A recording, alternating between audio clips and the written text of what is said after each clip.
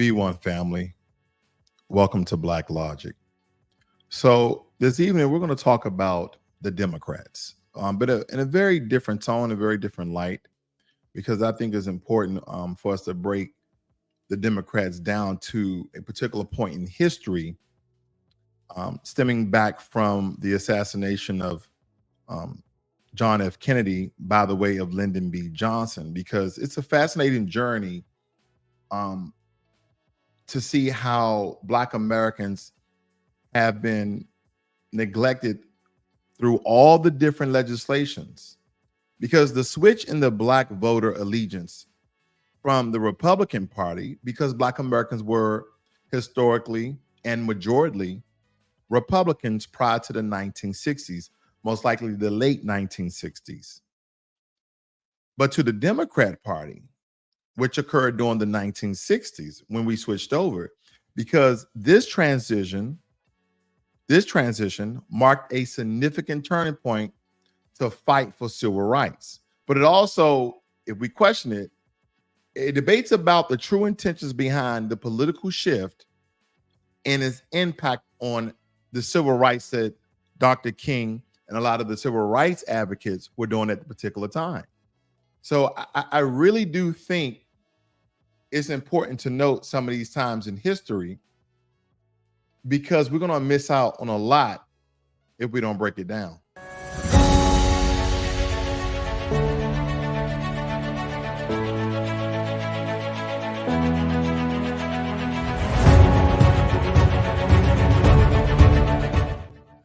All right.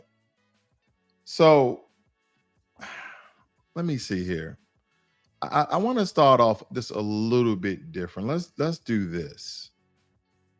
Let's do this, because we're going to highlight some of this civil rights era when we look at this, because this one things changed dramatically. Because before President Johnson, the Civil Rights Act into law in 1964, and the majority of our people were Republicans. We were Republicans.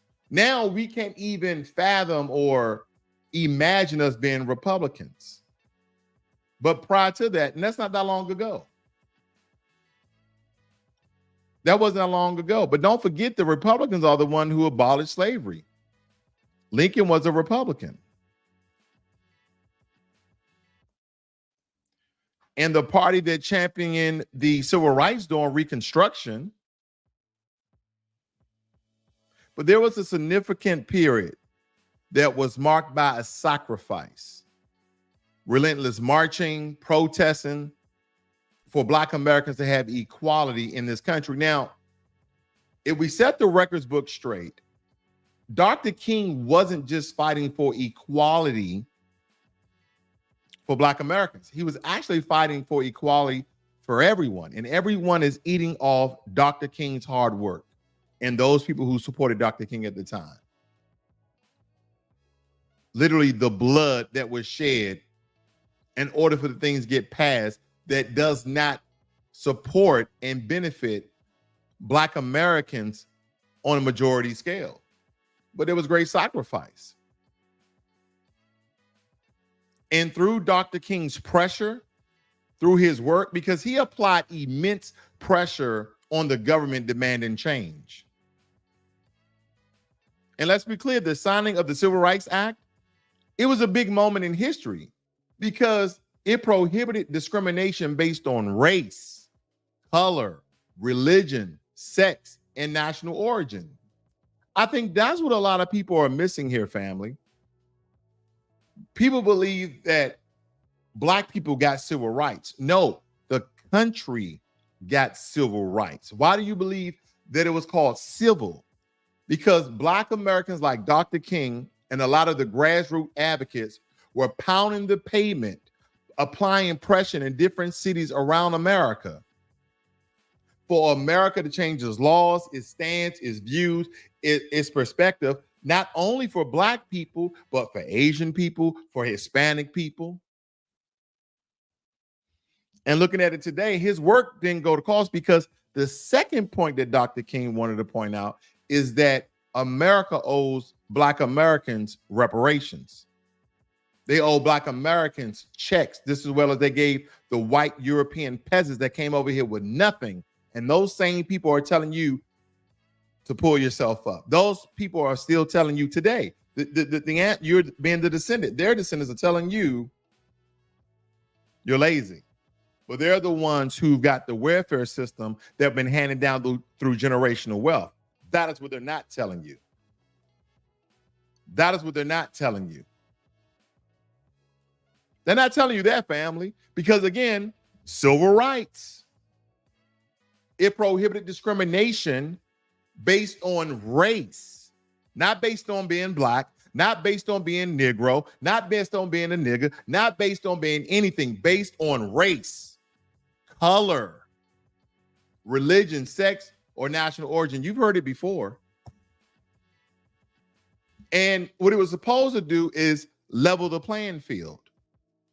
Well, it never really leveled for us, but the playing field got a lot better for other groups, AKA model minorities. But here's the trick back, because what followed after that was a carefully crafted manipulation by the Democratic Party. And here's the very important part that we have to understand. This is the same party that historically opposed civil rights, but then they saw an opportunity to secure Black votes for generations. If you guys can hear the Lyndon B. Johnson tapes, you have them vote, you sign this bill, and you'll have them niggas voting Democrat for the next 100 years. I'm paraphrasing, but that's what he said. And yes, he used the N-word. Because Lyndon B. Johnson was a Democrat. He knew what he was doing when he signed that act. His administration framed it as a triumph for Black people, but why is everybody else receiving civil rights? It's kind of like Juneteenth. It's kind of like Juneteenth to me, family. Can't even say I'm saying teeth. It reminds me of Juneteenth. It's a national federal holiday to celebrate those last enslaved Black Americans and their release of bondage. That's a celebration of. Now, Black Americans in this country don't have anything that we can solely call ours. We can't even call Black History Month our month anymore, because we have people from other countries that look like us, tethers, are running for governor of certain states and saying they're going to eradicate Black History Month. They're not going to eradicate Heritage Month. They're not going to eradicate Hispanic or Latino month. They're not going to eradicate Asian Pacific Pride Month, whatever the case may be. They won't eradicate that, but he is willing to revoke, and erase Black History Month. I think he's out of, I want to say Michigan, but I could be wrong. But he's Nigerian, I believe, if my memory serves me correctly.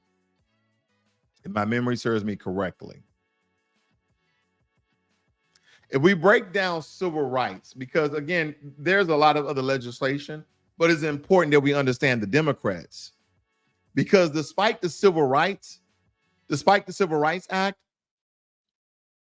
our ancestors, family, still face significant systematic economic disparities.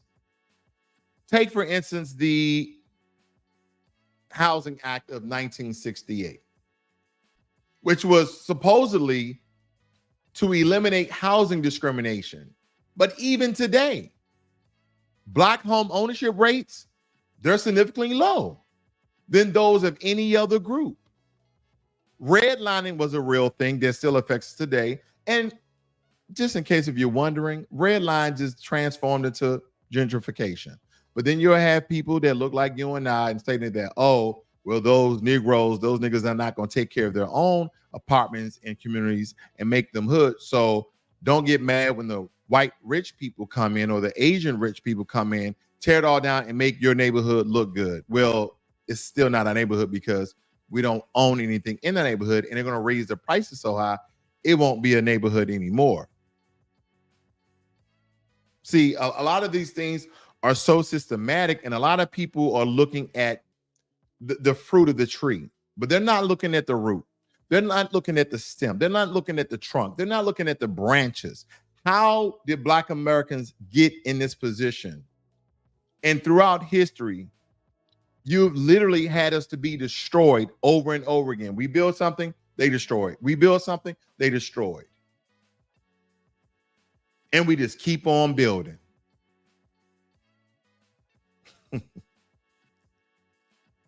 We're still facing a lot of these economic challenges.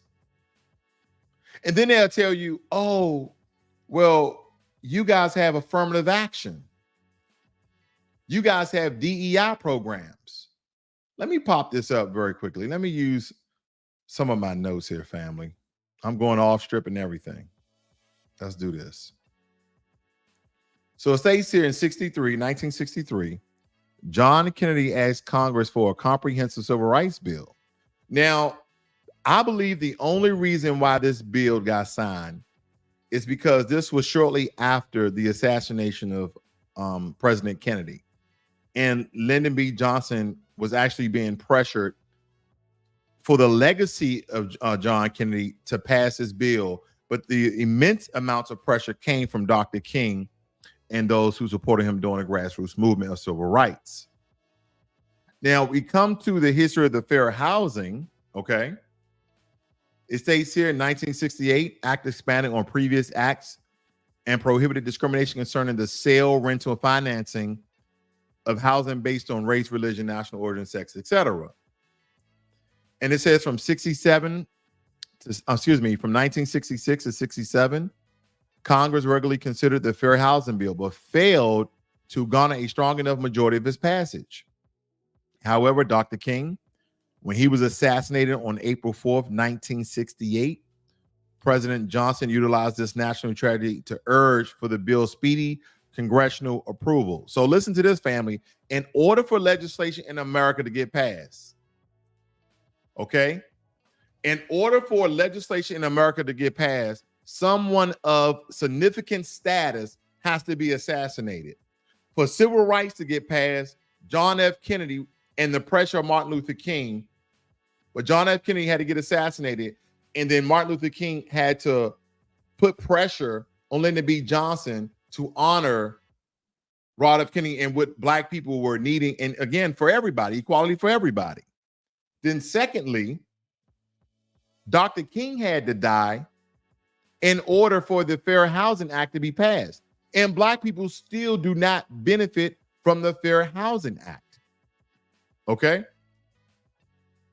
Since 1966, open housing marches in Chicago, Dr. King's name had been closely associated with the fair housing legislation. President Johnson viewed the act as a fitting memorial to the man's life work. Okay? So that was in honor of Dr. King, but it was for Black people to vote Democrat for the next 100 years. That was that truly about. And if people don't know what gentrification is, it's very simple.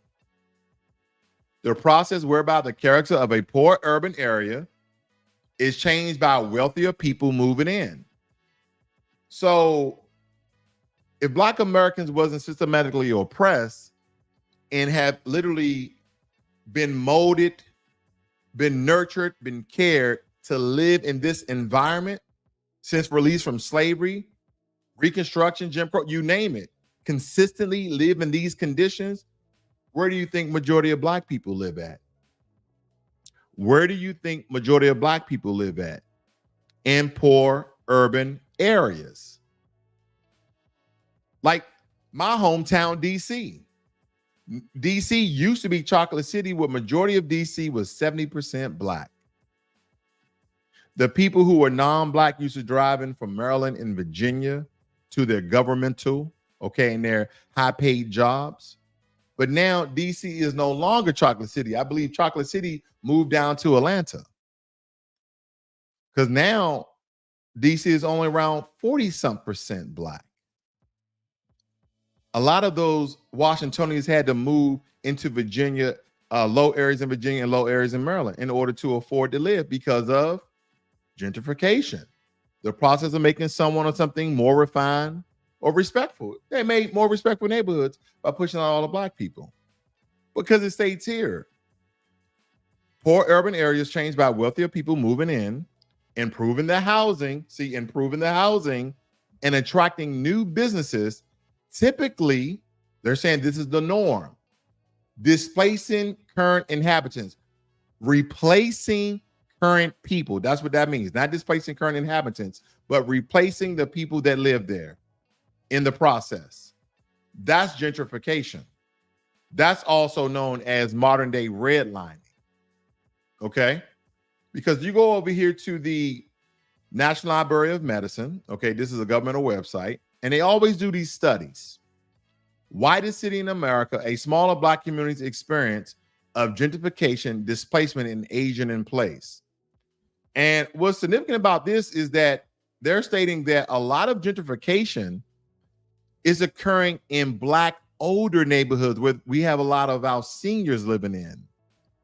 Okay, it stated that the majority of participants resided within gentrifying historical Black neighborhoods, 89%, were aged at least 65, and lived in their neighborhood for at least 21 years. So people who've been living there at least 20 years at the age of 65 or older.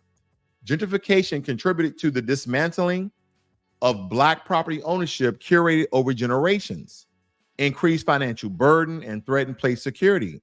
Physical displacement strained social networks, diminishing intergenerational neighborhood ties that supported aging in place. Cultural and physical displacement weakened the sense of social cohesion and belonging and induced race-related stressful interactions with new residents within original and relocation neighborhoods. What the hell are they talking about?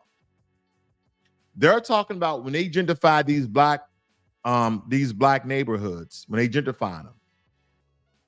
The people who could afford to stay without moving, when they stayed, they had a lot of, let's just say, racial events, racial incidents, so to speak, because they're trying to really pretty this up a little bit. I know you guys can see that, how they're trying to hide what they're basically stating, because they say right here, weaken the sense of social cohesion and belonging and induce race-related stressful interactions. That means that non-Black people were being moved in, and our fam that was living there has been called a bunch of niggas. That's just the truth. Race-related stressful interactions. What does that mean? Someone brought up race. But again, you'll have people in my comment section telling me that there's no racism, there's no discrimination. You just being lazy, you just want handouts. I read all of it, family. I laugh at most of it. Black communities made particularly vulnerable to these effects, which critically affect aging in place, data-informed researchers and policymakers to better understand how gentrification affects smaller aging Black communities. Okay? And I'm going to jump down just a little bit here, family. Concentration of people with lower socioeconomic status and adjacent to high-income neighborhoods, proximity to downtown, population density, and retail development, particularly boutiques, coffee shops, and craft breweries. Why is that important? Because they were attacking Black neighborhoods that was close to downtown. They was attacking Black neighborhoods that was close to downtown, so they can live that urban lifestyle and be close to all the amenities. You get my grift. But that's what's going on here. Give me 1 second. I don't know what's going on. Give me 1 second, family. There we go. But again, they would like to believe that affirmative action is for us. These were supposed to be the great equalizers, but they have been more beneficial to white people, Asian people, Hispanic people, any other minority group, except for Black Americans. Affirmative action have seen more substantial gains for women in corporate America than for Black men and women in corporate America or any other type of industry. Education. The promises of better educational opportunities where our schools are not funded like any other school. Our schools are largely failing. Our children are still disproportionately attending underfunded schools. The ceilings are falling out. water stains on the ceiling, not adequate books, not up-to-date books, torn books, desks are falling apart, chairs are falling apart. Because the landmark Brown case versus Board of Education back in the 50s, I think it was 54, 53, something like that, declared state laws establishing separate public schools for Black and white students to be unconstitutional. But yet, many of those schools remain segregated by race and by income.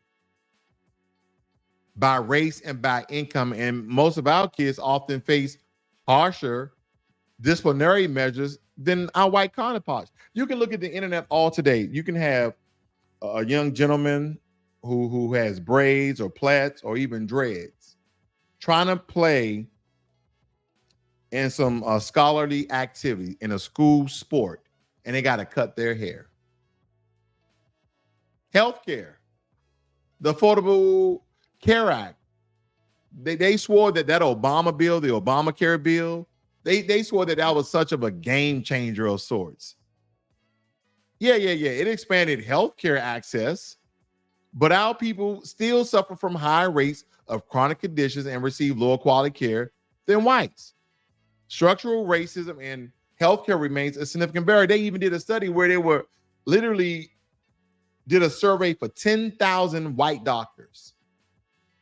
And it was over 58% say that they treat their Black patients different and not based on their health results and not based on their health. This treated them different psychologically.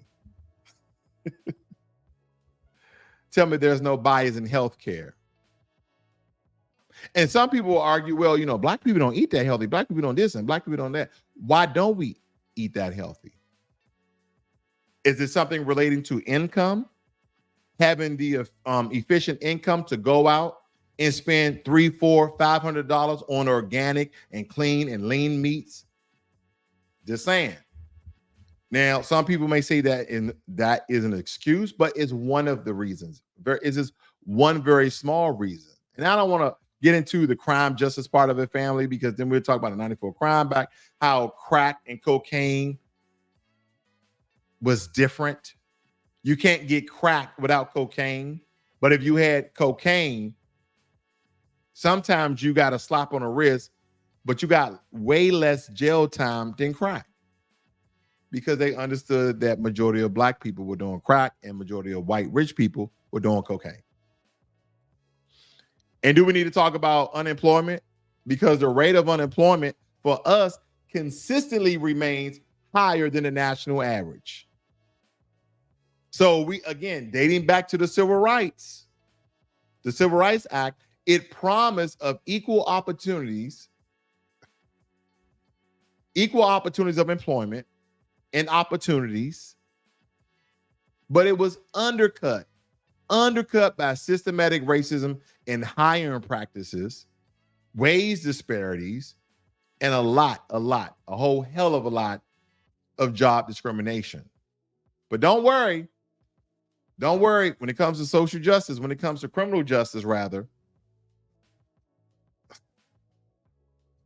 they're quick to lock up the Black man and destroy the Black family and then tell you we have social services and welfare. We have social studies and welfare. We can replace the men by giving you very low income, cheap houses and apartments, or is it going to be totally free? But wait, we're going to give you a monthly check as long as you don't have a man inside your house.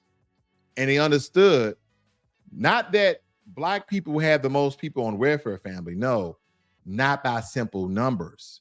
But at a point in time, especially in the 80s and 90s, there was a large portion of Black Americans on social services. It was a lot of us on social services.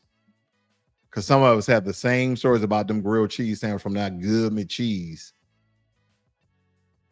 Okay. Americans in affirmative action, how the public sees the consideration of race, college, and admission and hiring. It states here that affirmative action generally refers to programs aimed at boosting education or employment opportunities for racial and ethnic minority groups that historically have faced discrimination. Why do we need affirmative action if we have civil rights? Why do we have the Fair Housing Act if we have civil rights?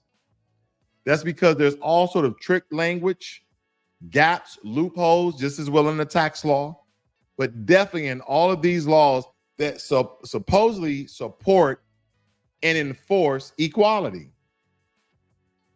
It doesn't do that. It doesn't do that at all. Now, they're stating here, this is Pew Research. Most Americans have heard of affirmative action. Okay, they say 79, roughly 80% of Americans have heard of affirmative action. But since we have an influx of about 13 million illegal immigrants, let's just take that down to around 75. Even though I know they're not citizens, but they get all the rights as a citizen, you might as well count them in, okay? It states here, by comparison, the Gallup had asked U.S. adults whether they generally favor or oppose affirmative action programs for racial minorities. They stated that 62% of Americans favored such programs. Now, if you ask someone who's right-winged, they say they would have asked a lot of liberals. That's a liberal policy. But they must have asked only liberals. They didn't ask any conservatives. That's mostly how you'll get them to say it. Okay. Now, this is actually a staggering number here. Half of U.S. adults disapprove of selective colleges considering race and ethnicity in admission decisions, while a third approved. Okay. So they're saying for Black people, 29% disapprove, but 47% approved. And another 24% was not sure. Okay. So we have the highest number when it comes to those who are approving when they're considering race and ethnicity. See, a lot of people, again, affirmative action, I know it's a non sequitur because affirmative action is pretty much gone. Affirmative action really doesn't even exist anymore. You're not going to really hear about it anymore other than this broadcast. And if you're new to the channel, go and hit that subscribe button and the notification button when you get a chance. Quick plug. But nonetheless, family, when we're looking at this, it's like, okay, so did affirmative action help Black folk, or this is all just people approving and considering admission? So again, this is a non-tangible. It did nothing to help Black Americans to get in school or employment opportunities. Not at all. Not at all. And this is for, it says affirmative action requirements are intended to ensure that the applicants and employees of federal contractors have equal opportunity for recruitment. The government had to put affirmative action even in the Department of Labor for contractors, so they can fairly distribute contracts to different folks. And what's funny about this, oh man, I learned this about this around last year. If you are a Black contractor, the federal government will give you a contract if you meet all the criteria. But I want you guys to look at the statistics of those contracts going past a year or two, and if those contracts are being renewed. There have been a lot of Native Americans get into contracts, and they are not reapproving, they are not extending the original Black contracts. And a lot of these contracts are anywhere 3 to 5 years, but they only last in 1 or 2 years. And it's not because of insufficient work. It's not because of insufficient work. They just simply don't have a give a cause why they don't renew the contract or continue with the amendment of the contract of going past 1, 2, 3 years. And a lot of these contracts have been handed to Native Americans. Of course, you know, a lot of these people are just contracting people to do these jobs, but nonetheless, even in federal contracting, they had to put affirmative action. Affirmative action is over in the United States, but only for Black people. This is by the Guardian, by the sister here. And this is last year. He said affirmative action is over for Black people, because it's pretty obvious when the racial portion of affirmative action is important. It wasn't until the 1950s the school segregation was finally outlawed. But contrary to popular perception, affirmative action isn't just a get-in-free card for Black post-secondary students. Women, people with disability, and other historically marginalized groups have all benefited from the court's recognition that circumstances beyond their control may exclude from these institutions. But much like welfare, public housing, and other social programs created to help all vulnerable people, Black students were made the poster children for affirmative action. The racist discourse, affirmative action, teaches Asian students that they're being disadvantaged in college admission in favor of Black students. As such, the myth of the model minority, who plays by the rules, has them pull themselves by the bootstraps, has made many Asian Americans complicit in white supremacy strategy of anti-Blackness, mass at fairness. This is on code so far. Let me see. I think I got a little other segment down here. Okay, that's the only thing I wanted to point out. That's the only thing I wanted to point out. Very important that we have to understand that whether it be civil rights, affirmative action, okay, affirmative action, or DEI,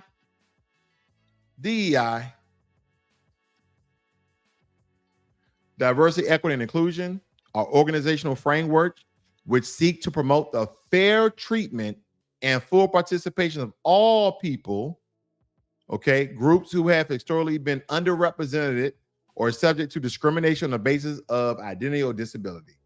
So they said DEI was for Black people. But again, you're telling me that people are, the white supremacists in this country and those who are suspected are not racist against Asians? But they are, because most of the Asians that are being assaulted are about suspected white supremacists or white supremacists. Are you telling me everything that happens with Hispanics is not discriminatory? And I'm not talking about the illegal ones, guys. Okay, I'm not talking about the illegal ones. But this is what they tell us, family. That DEI and all these other sorts of legislation that have been passed has been for Black folk. But why is it that they don't say it's for Black folk? It actually helps out everybody else as well. DEI practices and policies intended to support people who come from varying backgrounds and give them the resources they need to thrive in the workplace. When have you received DEI? Anybody get any DEI in their bank account? Did anybody go to Kroger, Food Lion, Safeway, Giant, Albertsons? Did anybody go and pick up a couple of bags of DEI? Did anybody get some? I didn't get any DEI this month. I need some DEI. Is that the new welfare? So, because they keep telling us we received, you guys got civil rights, affirmative action, and DEI. These legislations have not been tangible for us. DEI, implementing actions against discrimination, anti-harassment policies, creating family-friendly policies, and providing accommodation for employees with disability. So DEI is calling for people not to be racist. And by that, they're stating, oh, that's why Black people are getting these positions. That's why they becoming mayors and governors and CEOs and directors and companies, is because we have to show them that we're not racist by giving them these positions that they don't qualify for. Because that's what they say, that we don't qualify for, which is incorrect. I really want to know. I want to see statistics on the amount that DEI has helped foundational Black Americans.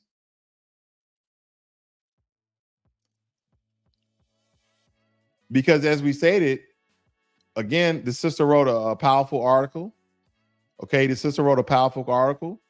Affirmative action is over, because she goes through how certain bills have been overturned. Well, I'm here to tell you too that DEI, as of last year, no longer exists in a lot of the states in America. Let me show you. Which states have introduced anti-DEI bills? Blue introduced, yellow passed at least one chamber, and then enacted. Of course, Texas enacted there's no DEI in Texas, and believe me, there's a lot of black people that live in Texas. Utah, there are a couple of black people that play basketball, and they live basketball in Utah. And then in Tennessee, the home of the KKK. Don't forget the KKK was founded in Tennessee. So that makes sense. Tennessee makes sense. Utah makes sense. Texas makes sense. And where's Florida? Okay. There's no color for Florida. But all of these other states, blue, have introduced a bill. Nevada, Nebraska, North Dakota. Okay. Missouri, Oklahoma. Where else? Indiana, Michigan, Pennsylvania, Maine, New Hampshire, Massachusetts, New Jersey, Virginia, West Virginia, of course, West Virginia, South Carolina, Georgia, and Mississippi. And then don't forget the yellow one, it passed at least one chamber. Okay, so I mean, I'm not going to say some of these states because there's not a large population of black folk. Montana, Idaho, and Wyoming, they're probably on the college football team. Arizona, let's see, Kansas, Iowa, Ohio, Kentucky, Alabama. So yeah, family, there's all these states who are proposing and introducing legislation to ban DEI programs and initiatives. It says such states as Florida and Texas and Utah are among the handful whose legislators have approved bans on DEI efforts in higher education and in public office.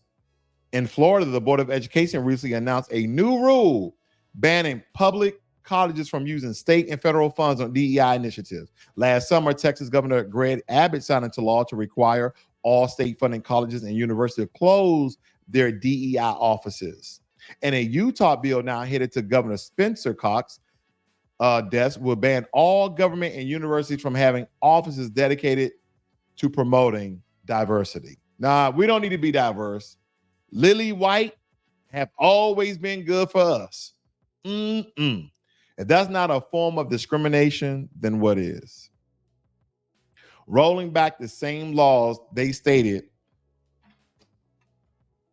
was going to support and enforce civil rights. But I'm here to tell you, family, civil rights has not benefited our people. It has not benefited our people significantly. As a matter of fact, other groups, other minority groups have benefited off of civil rights, affirmative action, and DEI 100-fold than we have ever had. And then they will come here and wag the finger in our face and say that, oh, you just got to work harder. Oh, you need an education. Oh, you got to stop being lazy. Oh, you got to stop playing the victim. Oh, you got to stop asking for handouts. Affirmative actions. See, they say affirmative action. I say affirmative actions because we've noticed that other groups have been receiving social benefits that we have not received. I mean, even to this day, the illegal immigrants have received more reparations and support beneficially and financially than Black Americans ever had in this country. Than we've ever had in this country. So no one is telling you where to put your vote. No one's telling you that. But I can at least inform you my strategic stance on where my vote will go. I don't know if you guys see a hint on the screen anywhere. I don't know if you guys see a screen. Let's see. Trina says, oh, there are people who swear they decided they wanted to be known as their opponents and said they switched party names. Okay. She also states, and one person they even claimed Lincoln was actually a Democrat and then switched. I guess at some point, shaking my head out a deal I would like to enter. So we got Ricky Mann in the room. Nice to see you, Ricky. They use as mascots again. DC was a contraband camp during the Civil War. Washington is too expensive. Both Washingtons are too expensive. Both of them. With an F, both, not both. We got a good mod in here, Jermaine Anderson. Nice to see you, sir.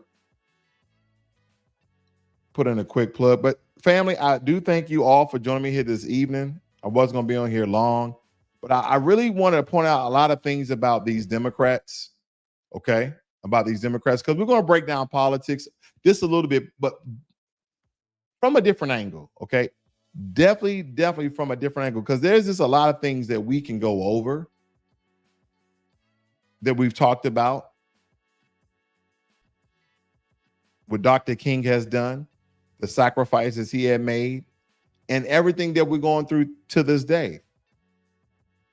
But what needs to be crystal clear, it needs to be very crystal clear. We're going to go out here, and some of you are going to vote the same way you've been voting for a very long time, and some of you may be new to voting. The best votes for the Democrats is an uneducated voter of what the Democrats have not done. The best voter for the Republicans is an uneducated black voter, because they're going to vote Republican. Just leaning to the right because people are no longer leaning left. And understand that the Republicans have not done nothing for black Americans either. But I understand some people might just try to get Joe Biden out of office. Maybe people with small businesses see the benefit of having Donald Trump. Then there's people like, oh, if Donald Trump gets back in office, democracy as we know it. Okay, listen, we survived 4 years of Trump. And I'm not a Trump supporter. I believe Trump and Joe Biden needs to be in jail right beside each other or in the same jail. So they committed some of the same crimes. So they need to be in jail together. But if you were to ask me,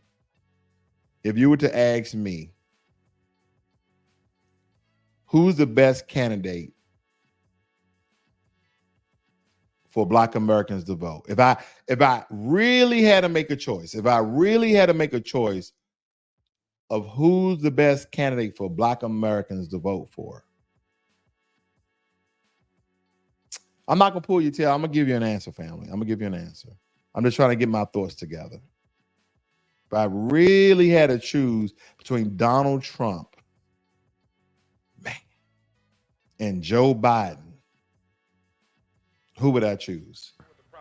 At the very same time that America refused to give the Negro any land, through an act of Congress, our government was giving away millions of acres of land in the West and the Midwest, which meant that it was willing to undergird its white peasants from Europe with an economic floor. But not only did they give the land, they built land-grant colleges with government money to teach them how to farm. Not only that, they provided county agents to further their expertise in farming. Not only that, they provided low interest rates in order that they could mechanize their farm. Not only that, today many of these people are receiving millions of dollars in federal subsidies not to farm, and they are the very people telling the black man that he ought to lift himself by his own bootstraps. And this is what we are faced with. And this is the reality. Now, when we come to Washington, in this campaign, we are coming to get our check.